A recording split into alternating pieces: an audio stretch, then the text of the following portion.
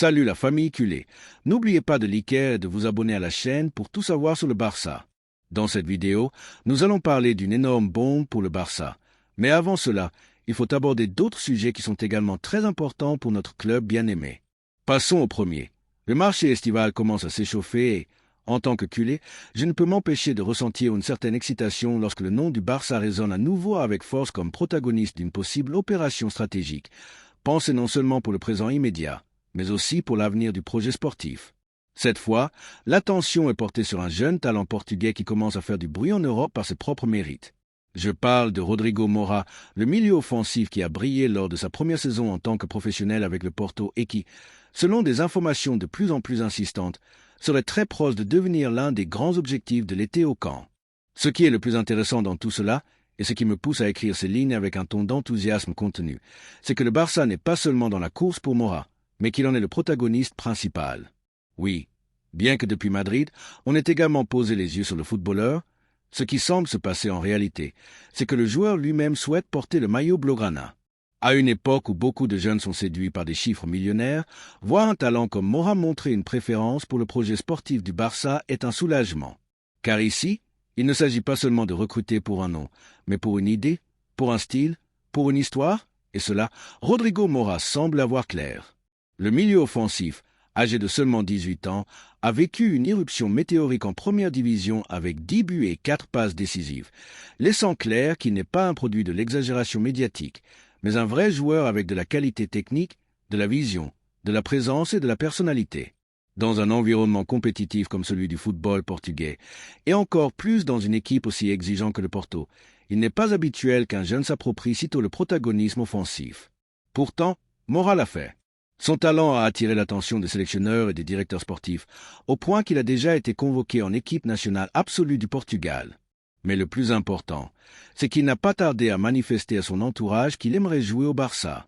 Ce point n'est pas mineur, car tandis qu'à Madrid, on a tendance à faire confiance au portefeuille et à la pression institutionnelle pour séduire les jeunes joueurs, au Barça, nous continuons à faire appel aux valeurs du jeu, à une proposition reconnaissable que beaucoup de jeunes rêvent d'intégrer. Et c'est justement cela qui aurait convaincu Rodrigo Moura. Le projet d'Hansi Flick a été déterminant en cela. L'entraîneur allemand, qui a commencé son cycle avec ambition et une vision claire sur ce dont l'équipe a besoin pour redevenir dominante en Europe, a donné son feu vert à l'opération. Flick veut un milieu offensif capable de déséquilibrer avec une lecture du jeu entre les lignes, et Moura correspond à ce profil. Mais au-delà du tactique, il y a un point émotionnel que nous ne devons pas négliger. Le joueur veut venir. Et quand un jeune footballeur souhaite venir au Barça, la logique, la nature, la cohérence, c'est de lui ouvrir les portes. Ce ne sera pas une opération simple. Rodrigo Moura a récemment renouvelé son contrat avec le Porto jusqu'en 2030, et sa clause de résiliation est fixée à 70 millions d'euros. C'est un chiffre élevé, sans aucun doute, mais pas insurmontable si l'on envisage des formules de paiement créatives ou si l'on inclut un certain type de compensation sportive. L'important, c'est qu'à la différence d'autres époques récentes où nous ne faisions que regarder, cette fois, le club agit avec agilité, démontrant qu'il a l'intention de rivaliser pour les talents émergents qui peuvent marquer une époque. De plus, le fait que le principal rival soit le Real Madrid ne fait qu'ajouter du piquant à l'affaire. Et ici, il ne s'agit pas d'entrer dans une enchère absurde ni de se battre pour un joueur simplement pour le soustraire à l'éternel rival. Il s'agit de quelque chose de plus profond, démontrer que le Barça est vivant, qu'il reste une institution attractive pour les jeunes talents et que lorsqu'un joueur avec un potentiel d'étoile dit « je veux jouer au camp », on répond avec décision. Moura est bien plus qu'un pari pour l'avenir, c'est un joueur qui peut déjà apporter. Sa polyvalence lui permet de se déplacer comme milieu offensif, ailier ou même intérieur créatif, ce qui s'intègre parfaitement au système fluide que veut implémenter Flick. Sa capacité à tourner entre les lignes, à s'associer en une touche, à briser l'espace et à définir avec critères en font une pépite à polir, mais aussi un diamant qui brille déjà par lui-même. Il est vrai que dans ce type d'opération, il y a toujours des risques, l'adaptation, la pression d'arriver dans un grand club, le coût de l'investissement.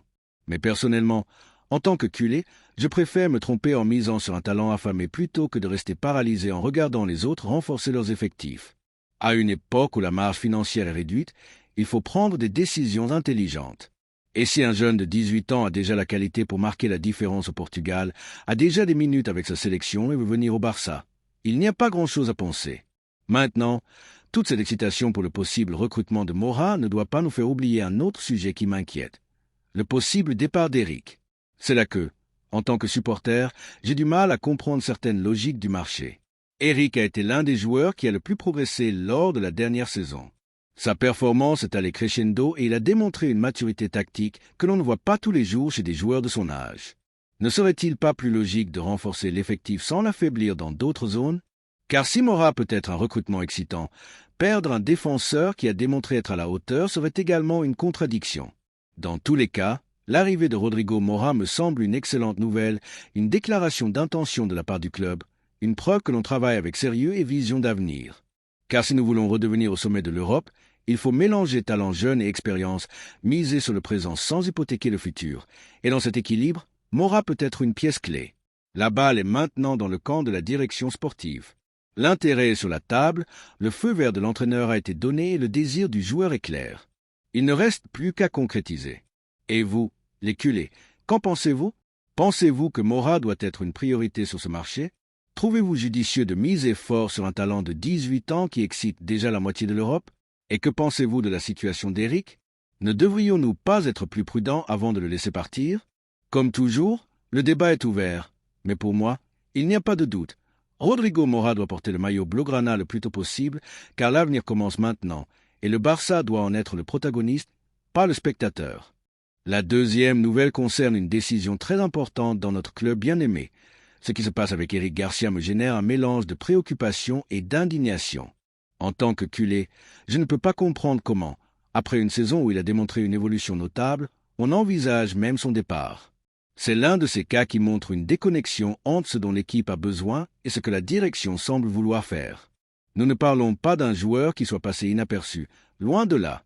Eric a été l'un des footballeurs les plus constants, les plus impliqués et les plus solides dans une année où peu ont maintenu une ligne régulière de performance. Et juste au moment où il commence à s'installer, où nous voyons enfin tout son potentiel reflété, la solution est de le vendre. Je ne comprends pas, et sincèrement, je pense que c'est une énorme erreur. Il n'a que 23 ans, mais il a déjà tout vécu. Critique, prêt, moment de pression maximale. Et malgré tout, il a su mûrir sans perdre le nord. Il a disputé 44 matchs officiels cette saison, a marqué 5 buts, a distribué 3 passes décisives. Mais au-delà des chiffres, l'important a été son apport silencieux, celui qui n'apparaît pas toujours dans les statistiques, mais qui change le comportement défensif d'une équipe. Couverture intelligente, anticipation, sécurité avec le ballon au pied et surtout, une capacité de leadership en construction que peu ont à son âge. Il n'a pas eu besoin de lever la voix ni de faire des gestes théâtraux pour se faire respecter sur le terrain. Il a été fiable, régulier, professionnel, et cela, dans ce contexte, vaut de l'or. Nous ne parlons pas d'un cas isolé de talent inconstant. Eric a grandi, a progressé dans son positionnement, dans sa capacité à lire les jeux, dans la manière dont il s'associe avec ses coéquipiers depuis la sortie de Bâle. Il est devenu plus fort dans le duel physique, plus stable mentalement et beaucoup plus mûr au niveau compétitif. C'est un défenseur qui peut jouer comme central, comme latéral et même apporter un soutien comme milieu de terrain à des moments ponctuels. Polyvalent, engagé avec l'ADN du club. Que peut-on lui demander de plus? C'est pourquoi, quand j'entends que le club envisage de le vendre, j'ai du mal à trouver une justification. On parle de l'intérêt du Como italien, du Girona et de la Real Sociedad. Les 3 équipes savent ce qu'elles font. Elles ne se lancent pas à son sujet par caprice. Elles voient un footballeur qui peut apporter dès le premier jour, qui a de l'expérience, qui connaît déjà les dynamiques de la compétition et qui est à un point idéal de maturité. Et nous, au lieu de le protéger, de garantir sa continuité, de construire une défense autour de jeunes comme lui, nous le mettons sur le marché. Et le pire, c'est que nous le ferions pour un chiffre qui, dans le contexte actuel, n'est même pas particulièrement attrayant. Autour de 20 millions d'euros. Croyez-vous vraiment que c'est une opération logique? Allons-nous nous séparer d'un joueur qui n'a pas encore atteint son plafond pour un montant qui ne permet même pas d'amener un remplaçant de garantie? Cela m'inquiète que cette possible vente réponde à cette tendance erratique qui nous a ennuyé ces dernières années. Celle de penser à court terme, d'agir avec la calculatrice à la main sans tenir compte du sportif. Nous l'avons déjà vécu auparavant. Des footballeurs qui partent parce qu'ils ne s'intègrent pas ou parce qu'il faut équilibrer les chiffres et qui finissent par triompher ailleurs. Tandis qu'ici, nous continuons à chercher des solutions dans des marchés surévalués. Nous l'avons vu tant de fois que cela ne devrait plus nous surprendre, mais cela continue de faire mal. Car avec Eric, la sensation est que nous l'avons formé, nous l'avons récupéré, nous lui avons donné l'espace pour grandir, et maintenant qu'il commence à se consolider, nous le vendons. Quel message envoyons-nous aux jeunes qui viennent derrière? Que l'effort et l'amélioration ne garantissent rien. De plus, il ne faut pas oublier que l'entraîneur lui-même a déjà clarifié sa position. Il veut qu'Eric reste. Hansi Flick a évalué sa polyvalence, sa fiabilité et son évolution tout au long de la saison. Si le technicien qui a travaillé avec lui chaque jour, qui a compté sur lui dans des matchs clés, qu'il a vu grandir lors des entraînements, demande qu'il reste, pourquoi ne pas respecter sa décision? Il ne s'agit pas seulement d'argent, il s'agit de construire un projet cohérent, qui ait une logique interne, une continuité et un sens collectif. Et un projet comme celui-ci ne peut pas se permettre de perdre des pièces qui fonctionnent sur le plan sportif. De plus, ce serait une perte sérieuse. Nous n'avons pas tant de défenseurs avec sa capacité à s'adapter à différents rôles sans baisser de niveau. Il n'y en a pas beaucoup qui comprennent le style de jeu comme lui, qui n'ont pas besoin de temps pour s'adapter au système. Il le connaît, il l'a mamé depuis petit, il est des nôtres. Dans une équipe qui veut retrouver son identité, c'est essentiel. Nous ne pouvons pas changer constamment de pièces en espérant que les nouvelles s'intègrent sans problème, alors que nous avons chez nous des profils comme Eric, qui ont déjà démontré être prêts. Sur le plan émotionnel, ce serait également une paire sensible. Eric représente un type de joueur avec lequel beaucoup de culés se sentent identifiés, non pas pour être une star ou pour générer des titres stridents, mais pour son engagement, son humilité et sa capacité à lutter contre les adversités. Il n'a pas baissé les bras quand les critiques sont arrivées, il n'a pas disparu quand il a été prêté, il ne s'est pas caché dans les moments difficiles.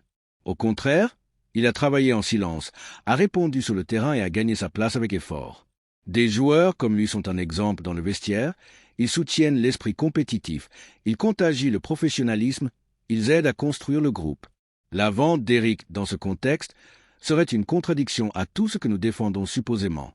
Nous parlons de contrat, d'identité, de projet durable, mais quand un joueur qui incarne tout cela apparaît, nous le mettons en vente. Quel est le sens? À quoi bon parler de valeurs si nous ne les appliquons pas dans les décisions clés? Tout ne peut pas tourner autour des bilans économiques. Il y a des moments où il faut miser sur le talent propre, sur le travail bien fait, sur les footballeurs qui ont déjà démontré qu'ils peuvent être ici. En tant que culé, je me sens obligé de lever la voix. Je ne veux pas que nous le regrettions dans 2 ans en voyant Eric se consolider comme l'un des meilleurs défenseurs centraux de la Ligue, mais avec un autre maillot. Je ne veux pas avoir à lire des titres disant quelle grande opportunité le club a laissé échapper. Nous l'avons vécu trop de fois, il est temps d'apprendre, de corriger, de protéger ce qui fonctionne. Et c'est pourquoi je lance la question à la communauté culée. Sommes-nous prêts à laisser partir Eric Garcia? Pensons-nous vraiment que c'est une décision judicieuse de vendre un joueur qui a réussi chaque défi, qui a un avenir devant lui, qui a démontré maturité et engagement? Ne serait-il pas préférable de lui donner de la continuité, de renforcer sa position, de construire autour de lui? Parfois, la solution est déjà à la maison, et cette fois, cette solution s'appelle Eric.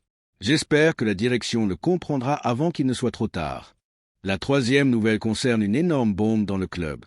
Dans un marché des transferts où chaque mouvement peut marquer le destin d'une saison entière, il y a des opérations qui, bien que ne paraissant pas médiatiques au début, peuvent devenir déterminantes pour le succès d'une équipe.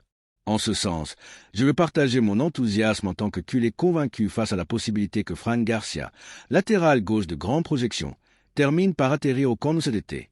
Son nom a commencé à résonner avec force dans les couloirs du club, et ce n'est pas pour rien. Sa situation contractuelle, son profil technique et physique, et sa disposition à porter le maillot bleu et Grenat en font une opportunité de marché que nous ne pouvons pas laisser échapper. Tout part d'une situation qui commence à inquiéter. La possible sortie de l'un de nos jeunes les plus prometteurs en position d'arrière-gauche, tenté par un club de la Premier League avec un grand pouvoir économique, a allumé les alarmes. Et face à la menace réelle de le perdre, le club a activé les mécanismes nécessaires pour trouver une alternative fiable. Dans ce contexte, Fran Garcia apparaît, un joueur qui a démontré ces dernières années être plus qu'une promesse, une réalité compétitive avec un parcours en Ligue, une expérience en Europe et un profil qui s'intègre comme un gant dans l'idée de football que l'on cherche à récupérer sous la direction d'Hansi Flick. Ce n'est pas une rumeur de plus. L'information qui circule dans les environnements proches du joueur et du club pointe vers une possibilité réelle. Fran Garcia termine son contrat très bientôt et ne fait pas partie des plans du Real Madrid pour la saison prochaine. Sa situation de marginalité apparente a conduit ses représentants à se mouvoir, et le Barça, avec intelligence, a commencé à envisager l'option de l'incorporer sans coût de transfert, c'est-à-dire recruter un latéral jeune formé au plus haut niveau, avec de l'expérience dans le championnat domestique et disponible à coût zéro. Qui peut vraiment remettre en question la pertinence d'une telle opération? Hansi Flick a donné son feu vert. Le nouvel entraîneur a été clair dans son diagnostic. L'équipe a besoin de profondeur sur les deux flancs, a besoin de latéraux capables de soutenir le rythme physique du football actuel, qui puissent attaquer et défendre avec solvabilité. Et c'est là que Fran Garcia devient une pièce intéressante. Son profil s'adapte aux transitions rapides, il est agressif dans le marquage, c'est se projeter en attaque avec critères et à cette mentalité gagnante que nous valorisons tant. Ceux d'entre nous qui avons vu passer au camp certains des meilleurs latéraux de l'histoire ne parlons pas d'une expérience, mais d'un footballeur contrasté qui peut arriver pour apporter dès le premier jour. De plus, il y a un facteur symbolique que nous ne pouvons pas ignorer. Le fait que Fran provienne de l'éternel rival peut générer un certain débat parmi les supporters, je le sais. Mais à ce stade du football moderne, les couleurs du passé ne devraient pas empêcher de voir la qualité et l'engagement d'un joueur. Le bouclier se défend avec le cœur, avec la performance et avec l'engagement sur le terrain. Et si le garçon veut venir, si ses agents ont déjà montré leur prédisposition, et s'il arrive en plus libre, on ne peut pas remettre en doute la justesse de l'opération. Nous sommes face à l'une de ces opportunités qui n'apparaissent pas tous les jours. Laporta, consciente du moment délicat sur le plan économique, a été claire dans son message. Il faut renforcer l'effectif sans hypothéquer l'avenir du club. Et c'est là que des opérations comme celle de Fran Garcia s'intègrent à la perfection, car elles permettent d'améliorer la compétitivité du groupe sans compromettre le budget, car elles démontrent qu'il y a une stratégie, qu'on pense au-delà du titre de couverture ou du nom médiatique, et car, en définitive, elles ajoutent de la qualité sans soustraire de la durabilité. Maintenant, il faut aussi être honnête. Tout cela se produit dans un contexte où d'autres priorités sont ouvertes. On continue à travailler pour renforcer d'autres positions clés, du milieu de terrain à l'attaque. Mais justement pour cela, pouvoir conclure un recrutement de ce calibre sans avoir à débourser des millions devient un coût stratégique, car il libère des ressources pour Viseu dans d'autres zones du terrain, et parce qu'il permet à Flick de construire un effectif plus équilibré, avec de vraies rotations, avec de la profondeur dans toutes les lignes. En tant que culé, je ne peux m'empêcher de sentir que ce type de décision nous rapproche du bon chemin. Assez d'improvisation, assez de recrutement par pression médiatique ou par nostalgie. Nous avons besoin d'une équipe jeune, engagée, avec une projection, mais aussi avec du caractère et l'envie de conquérir le monde. Et Fran Garcia, à mon avis, a tous les ingrédients pour triompher ici.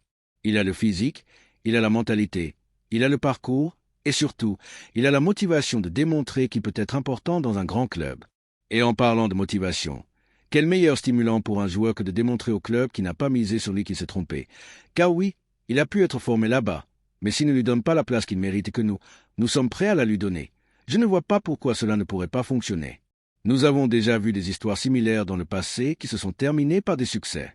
Car ici, il ne s'agit pas de revanche, mais de donner de l'espace au talent et à l'ambition. Et Fran semble avoir les deux éléments en abondance.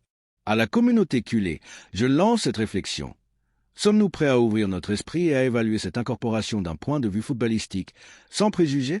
Voulons-nous une équipe mieux préparée, plus compétitive, plus profonde?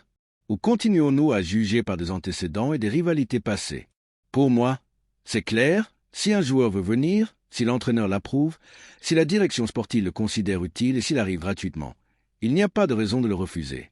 L'été commence à peine, mais les cartes sont déjà sur la table. Le club a une opportunité réelle de renforcer l'une des positions les plus exigeantes du système de Flick sans réaliser de débours, et en plus, avec un profil qui connaît la Ligue, qui a rivalisé au plus haut niveau et qui veut faire partie du nouveau projet Blaugrana. Fran Garcia peut devenir une pièce clé dans ce nouveau cycle qui commence à peine. Et pour moi, ce serait un succès retentissant. Maintenant, je vous pose la question à tous, culés de cœur, voyez-vous d'un bon œil la possible arrivée de Fran Garcia au camp? Pensez-vous qu'il peut s'intégrer dans le projet, ou son passé pèse-t-il trop? Personnellement, j'ai déjà pris position. J'espère que nous pourrons annoncer son recrutement bientôt et qu'il démontre, avec engagement et bon football, que dans ce club, on peut aussi grandir et triompher, même en venant d'où personne ne l'attendait. Ici, il ne s'agit pas de couleur passée, il s'agit de construire la meilleure équipe possible pour revenir se battre pour tout. Et chaque pas, chaque recrutement, chaque décision intelligente nous rapproche de cet objectif. Le nom de Fran Garcia est sur la table, la balle est dans notre camp. Laissez-nous votre opinion dans les commentaires.